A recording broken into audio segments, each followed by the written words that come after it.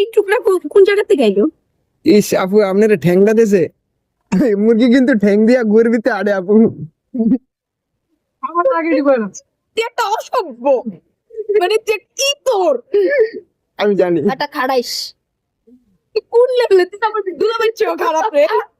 হ্যাঁ, তুই আমার দুলাভাইয়ের চেয়েও খারাপ। এত বেশি খারাপ আমি এত ভালো কোনো খারাপির মানে কোনো ক্লাস নাই, কোনো লিমিটেশন নাই। আমি না যে গোপালগঞ্জের মানুষ কতটা আইনের কি আছে আমি 3টা কমিউনিকেশনে আছে, কুমিল্লা, নোয়াখালী, গোপালগঞ্জ।